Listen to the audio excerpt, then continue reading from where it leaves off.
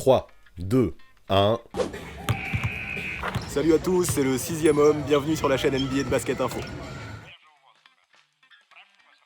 Aujourd'hui, vu que vous me réclamez sans arrêt de parler des prospects, c'est un Airball Project que je vous propose. La prochaine draft approche, enfin je crois, et vous savez à quel point je kiffe parler des futures stars de la NBA. Mais aussi j'aime beaucoup avoir votre avis. Alors après LaMelo Ball, Killian Hayes, Théo Malédon, Obi Toppin et Deni Avdija, c'est Anthony Edwards que vous avez plébiscité. Franchement à la fin de son épisode, on aura une bonne petite collecte de prospects qui seront passés sous mon radar déjà. Et pour la suite, vous connaissez le principe, si vous voulez qu'on continue, faites-moi péter le compteur de pouces bleus. Maintenant qu'on a parlé de pas mal de monde, c'est important, dites-moi si vous voulez qu'on évoque d'autres prospects ou si on a déjà fait un tour qui vous suffit pour l'instant. Les pouces bleus, c'est le meilleur moyen d'évaluer votre niveau de kiff. Après, si vous êtes chaud et que vous voulez que je parle de votre candidat préféré avant la draft, mettez-moi juste son nom en commentaire. Easy, non? C'est vrai que c'est simple, même moi j'ai capté. Alors ça, c'est bon signe. En tout cas, maintenant, j'imagine que le concept des Airball Projects, vous le maîtrisez. Tout d'abord, je vais parler du parcours et de l'identité d'Anthony Edwards, ensuite j'évoquerai ses forces, mais aussi les points qu'il a à travailler, et ensuite je conclurai grâce à ma boule de cristal. Elle me dévoilera à quelle place l'arrière peut être drafté, dans quelle équipe il fitera le mieux, et surtout quel avenir pourra être le sien. Tout ça juste avant de vous dévoiler les noms des deux gagnants du concours avec Basket le Mag en fin de vidéo, ça me permettra de répondre à la question du jour. Anthony Edwards est-il un futur All-Star en NBA ?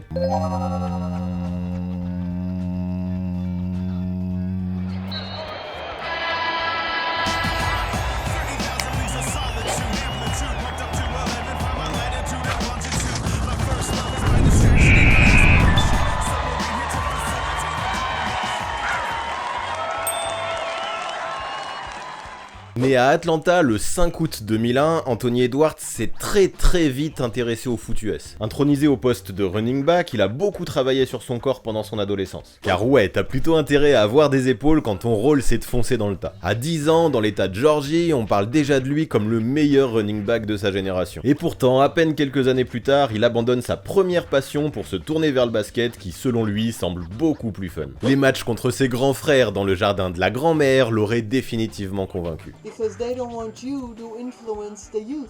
Aidé par ses prédispositions pour le sport, Edwards au lycée reste du côté d'Atlanta et pète tout dans le monde de la balle orange. Il participe au McDonald's All-American, au Jordan Brand Classic et devient une recrue 5 étoiles. Accroché à sa région natale, il s'engage ensuite très logiquement à l'University of Georgia qui lui offre une bourse. Il devient alors le plus gros prospect à porter le maillot de la fac du sud des États-Unis depuis Kentavious Caldwell Pope. Bon après parlons du corps d'Anthony Edwards qui semble modelé pour le basket. 1m96, 102 kg, 2m06 d'envergure et des muscles de bodybuilder. Ça lui a permis cette saison en NCAA de faire une très grosse campagne au poste 2 à 19 points par match. Ah ouais, lourd, j'imagine que ce physique doit plaire aux scouts. Forcément, d'autant plus que si je suis honnête, cette cuvée de draft est probablement l'une des plus faibles et les plus incertaines observées depuis bien longtemps. Il suffit de regarder les principaux médias spécialisés d'ailleurs pour se rendre compte que le mec est très haut dans toutes les mocks. Sur les 10 sites que j'ai sélectionnés, 7 le voient en top pick et 3 en second choix. Personne ne le voit descendre plus bas. C'est dire si le môme qui n'aura pas encore soufflé ses 19 bougies au moment de la draft est attendu. J'avoue que quand on regarde ton visuel, ça semble flagrant qu'il est bon, mais du coup parle-nous de son jeu. Yep, c'est ce qui est prévu. J'évoquais à l'instant le corps d'Anthony Edwards, ancien footballeur américain. Et ce qui saute aux yeux dès le premier abord quand on le regarde jouer, ce sont ses qualités athlétiques phénoménales. Le mec a une détente incroyable évaluée à près d'1m10, ça lui permet de poser d'énormes tomards qui font lever les foules. J'adore également son hang time, son temps de suspension, qui lui permet de changer de position plusieurs fois en l'air avant de trouver la cible. Mais son jump ne fait pas tout, car c'est globalement que l'arrière est un joueur méga explosif. Son premier pas est létal, son temps de réaction super bon et sa capacité d'accélération impressionnante. Ça lui permet d'être très performant en transition et de s'offrir un paquet de points faciles sur jeu rapide. Sauf qu'en plus de la contre-attaque, cette explosivité lui permet d'exceller sur les drives. Comme je le disais, son first step est très vif, mais ce n'est pas tout. Il possède également toute la panoplie de moves pour accéder au cercle et possède de vraies capacités à la finition. De la main droite comme de la main gauche, il est à l'aise. Son toucher est très bon et ça se ressent sur son handle. Ça aussi, c'est une force pour rentrer dans la peinture. La plupart de ses dribbles sont basiques, mais ils sont toujours bien sentis. Grâce à la vitesse et le tempo dans lequel ils sont posés, leur efficacité est probante. Son cross est bon, son hésitation est maîtrisée, et si tu mixes ça avec son explosivité, tu comprends vite à quel point il est easy pour lui de driver vers l'arceau. Surtout qu'en plus de ça, Anthony Edwards c'est un Golgoth.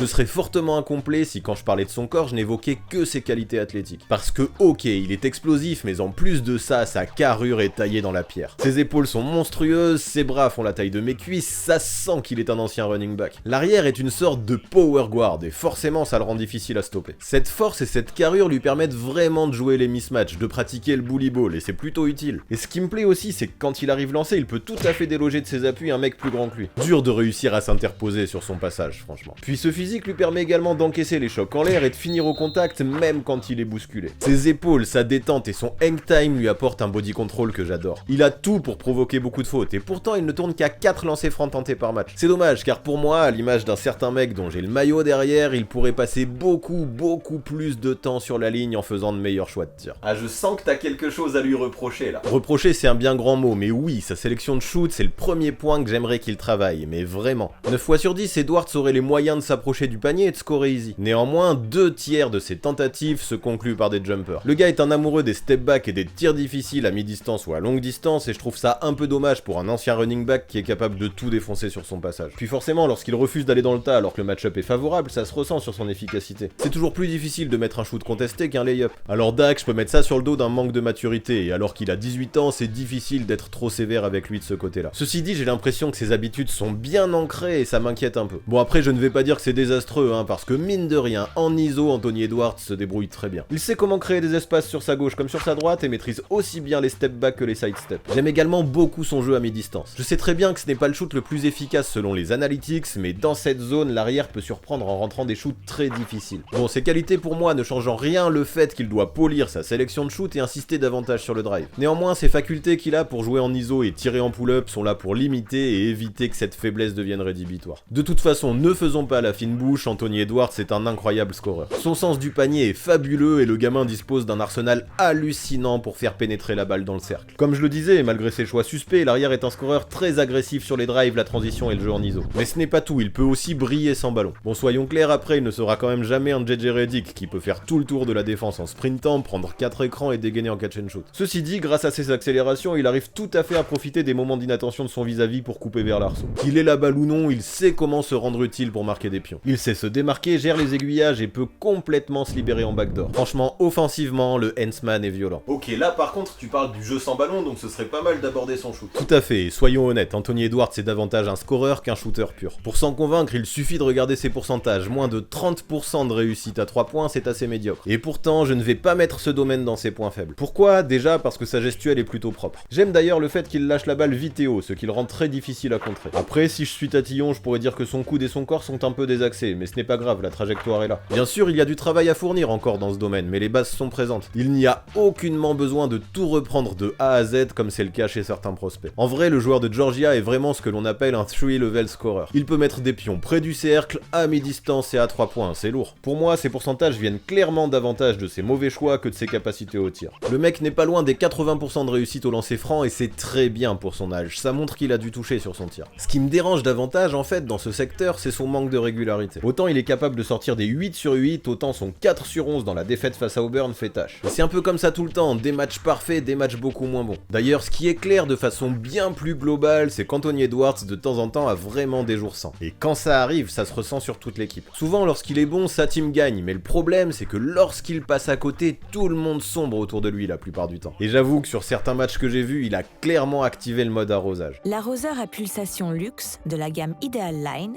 est un arroseur professionnel. 6 sur 22 face à LSU, 5 sur 17 face à Alabama, 9 sur 24 face à Missouri. Comme par hasard, toutes ces rencontres se sont soldées par des défaites. Les résultats aléatoires de la fac de Georgia qui a stoppé sa saison à 16 victoires pour 16 défaites viennent en partie de là. Surtout qu'avec Edwards, on ne sait jamais à quoi s'attendre, son attitude peut changer du tout au tout d'un moment à l'autre. L'exemple du match face à Michigan State à Hawaï en début de saison est d'ailleurs un exemple très parlant. 4 points pour lui à 1 sur 8 en première mi-temps, 33 points à 10 sur 18 en deuxième. Cette perf d'après le retour du vestiaire est incroyable, mais elle est venue trop tard. C'est bien à cause de ça que Georgia est une nouvelle fois reparti avec la défaite. Ce match, comme quelques autres, je l'ai regardé en entier. Ce qui était flagrant, c'est qu'Anthony Edwards a beaucoup de difficultés à rester suffisamment focus sur 40 minutes et ça se ressent clairement sur son jeu. C'est embêtant ça et c'est important d'en prendre note, mais tu te rends compte que depuis le début là, tu ne parles que de sa faculté à marquer des points? J'avoue, mais faut dire que pour moi, c'est clairement le secteur où il y a le plus de choses à développer, car pour le moment, Anthony Edwards est un scoreur unidimensionnel. Par contre, je vais être exigeant, et malgré tout le talent qu'il a dans ce domaine, il m'agace un peu parfois quand il joue, parce qu'il aurait les capacités pour être bien plus que ça. Je suis sévère, hein, mais parfois on a l'impression que tout ce qui ne concerne pas le scoring ne l'intéresse pas. Et c'est vraiment dommage, parce que croyez-moi,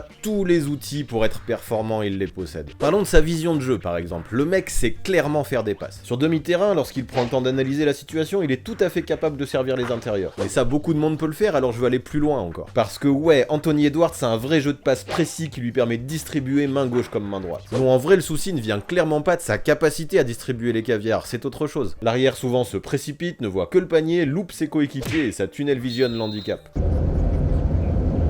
Il ne prend souvent pas du tout le temps d'observer les placements de ses potes. Il n'anticipe pas leurs coupes et ne lève pas assez la tête. C'est vraiment frustrant car quand il se met dans un mood de partage, il est capable de vrais flashs prometteurs. Et vous pouvez l'imaginer, un mec qui n'est pas régulier, qui ne soigne pas sa sélection de tir et qui garde beaucoup la balle peut commettre beaucoup de déchets. C'est le cas d'Anthony Edwards qui parfois se met en difficulté tout seul. Il débranche complètement et ne pense plus qu'à lui. J'aime pas trop ce mot, hein, mais il peut avoir un côté croqueur assez agaçant, surtout que son manque de concentration générale lui joue des tours. Il lui arrive de jouer beaucoup trop facile, de ne pas appuyer ses passes et de perdre des ballons très bêtement. Edwards commet autant de turnovers qu'il ne lâche de passes décisives et la stat est parlante. Sur 32 rencontres, 7 fois il a atteint ou dépassé la barre des 4 balles perdues, allant même jusqu'à 7 face à Auburn en février dernier. J'avoue que quand j'entends ces chiffres, notamment le ratio passes décisives, balles perdues, ça fait croqueur un peu, donc je comprends que tu utilises cette expression, mais niveau défense, ça donne quoi? Avec son physique, ça doit être pas mal, non? Ça pourrait, et pourtant, encore une fois, c'est un domaine dans lequel Anthony Edwards me frustre. En fait, de ce côté-là, ça donne un peu la même impression que pour sa vision de jeu. Parce que ouais, dès le départ, il faut quand même noter que l'arrière est capable d'être bon sur l'homme, voire très bon dans cette défense. En même temps, avec son envergure, sa vitesse et sa réactivité, il dispose d'atouts indéniables. Son sens du timing et son explosivité servent là encore et lui permettent de jaillir pour voler un ballon ou poser un contre. C'est fort. Ce qui lui manque encore, c'est de la concentration, de la constance et de la volonté. Autant en attaque, il se montre ultra énergique, autant en défense, il donne l'impression de se reposer, un peu comme s'il avait deux facettes dans sa personnalité. Et franchement, l'aspect défensif, parfois, il a l'air de s'en battre complètement les bourses.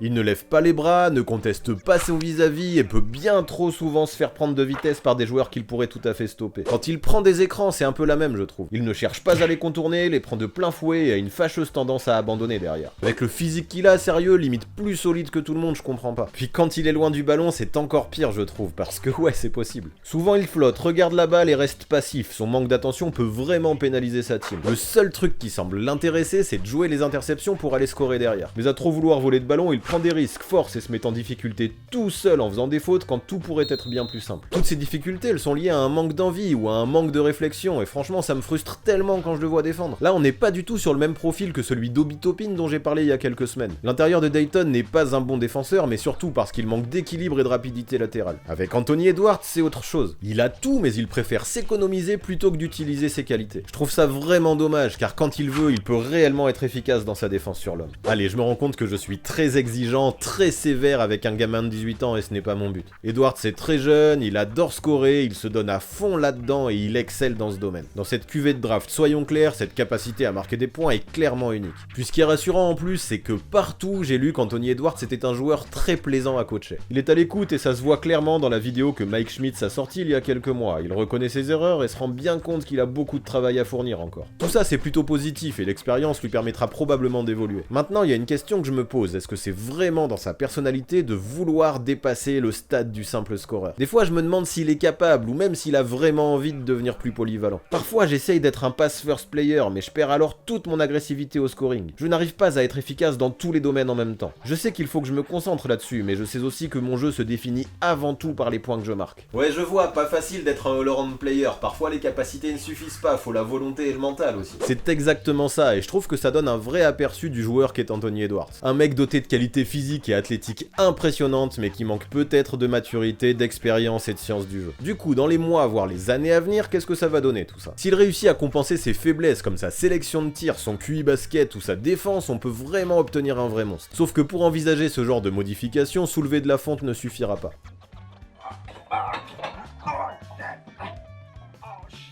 changer la mentalité d'un gars ne se fait pas en un claquement de doigts, et l'équipe qui l'accueillera devra vraiment l'encadrer comme il faut. Les coachs et les vétérans auront donc du taf autour d'Anthony Edwards. Par contre, est-ce que ses doutes et ses faiblesses me pousseraient à faire l'impasse sur son nom le soir de la draft? Clairement pas. Si tu as besoin d'un arrière qui en plus marque des points, jette-toi sur lui, le jeu peut en valoir la chandelle. Edwards, avec son corps NBA ready, peut directement être l'option 1 offensive d'une équipe de bas de tableau. Prendre la gonfle et scorer des pions, le mec sait déjà le faire, et je n'ai aucun doute sur le fait qu'il y arrivera aussi à haut niveau. Voilà pourquoi je pense qu'il ne peut pas sortir du top 3, ça me semble inenvisageable. Alors c'est clair après que tout dépendra des besoins de l'équipe qui décrochera le first pick. Mais honnêtement, il est mon favori pour être drafté tout en haut et je ne vois pas du tout comment plus d'un ou deux gars pourraient être appelés avant lui par Adam Silver. Ouais, ok, au moins sur la draft, tu te mouilles, et pour la suite? Eh bien, je vais te le dire, si je veux imaginer un développement optimal, j'aimerais qu'Anthony Edwards débarque dans une team dans laquelle il sera le lieutenant. Si directement il a tous les ballons et est option 1, je ne vois pas pourquoi il changerait son jeu. Par contre, si à ses côtés tu poses un meneur scoreur et créateur, à mon avis, ça pourrait vraiment être intéressant. Il portera moins la balle, aura moins l'occasion de scorer et devra vraiment polir sa sélection de tir. Du coup, vous me voyez venir? Le mec n'a jamais quitté sa Georgie natale, il y est né, il y a fait son lycée puis sa fac. Vous ne pensez pas qu'Atlanta serait le fit idéal? Rappelez-vous ce que je viens de dire sur le meneur que j'imagine à ses côtés. Je veux un mec qui puisse scorer, créer pour lui et pour les autres, et ça correspond tout à fait au profil de Trae Young. Puis si tu le mets dans le roster d'Atlanta, à mon avis, Anthony Edwards dispose de beaucoup plus de potentiel offensif que n'importe quel extérieur qui est déjà présent dans l'effectif, Cam Reddish y compris. J'ai un côté de moi qui me dit que son profil fitterait nickel. Surtout que Lloyd Pierce est un coach auquel je fais vraiment confiance. Âgé de 44 ans, il a la réputation d'être patient et proche de ses joueurs. Je pense qu'un profil comme ça conviendrait mieux à Edwards qu'un profil de militaire. C'est presque dommage que Vince Carter ait annoncé sa retraite. Le mec aurait pu être un modèle pour le gamin. Je serais les Hawks, j'essaierais de lui proposer un rôle dans le staff. Mais bon, en même temps, Vinsanity n'a que 6 mois de moins que son coach Lloyd Pierce et je vais peut-être le laisser se reposer un peu. Mais bref, revenons à Anthony Edwards. Grave, parce que là t'es en train de nous embrouiller à nous parler de Carter et tu ne réponds absolument pas à ta question du jour. J'avoue, et ma question c'était peut-il être All-Star? Faisons le point. En l'état actuel des choses, je n'imagine pas à court terme un changement radical de la mentalité d'Anthony Edwards. Ça prend du temps de mûrir, donc si ça a lieu, j'envisage ça à long terme, voire à très long terme. Du coup, soyons clairs, ma boule de cristal n'imagine pas gagner une équipe dont Anthony Edwards serait le leader. Ceci dit, aujourd'hui, le bilan semble de moins en moins important pour être sélectionné au All-Star Game. Alors vu comment le gars peut scorer des tonnes et des tonnes de points tout en claquant de gros tomards, les fans pourraient clairement lui offrir une place d'ici quelques années. En cumulant du scoring et du spectacle, il a tout pour plaire au grand public. Donc oui, à notre époque, a priori, Anthony Edwards présente le profil adéquat pour être un futur All-Star. Mais est-ce pour ça qu'il deviendra une superstar? Je ne pense pas. Moi perso, je préférerais qu'il utilise un autre biais bien plus valorisant pour apparaître un jour au match des étoiles. Car ouais, les coachs votent eux aussi et eux considèrent clairement les bilans. Voilà pourquoi les Warriors ont eu jusqu'à 4 All-Stars en 2017 et en 2018. Du coup, tu peux être deuxième, troisième, voire quatrième option d'une équipe qui gagne et quand même apparaître au All-Star Game. C'est ce que j'aimerais imaginer pour l'arrière de Georgia. Franchement, entre voir Edwards croquer et faire le spectacle dans une équipe qui perd ou alors le voir apporter sa pierre dans une équipe qui joue le haut de tableau, j'aurais vite fait mon choix. Vous avez compris, hein, c'est la deuxième solution que je prends. D'autant plus que, comme je le disais, lui donner trop de responsabilités tout de suite n'est pas pour moi le meilleur moyen de le faire maturer sur la durée. Alors Anthony Edwards All-Star, why not? Il en possède les qualités, mais pour moi ce serait d'autant plus mérité s'il y accédait en gagnant. Par contre, l'imaginer un jour en tant que véritable franchise player d'une équipe qui joue le titre, je ne pense pas.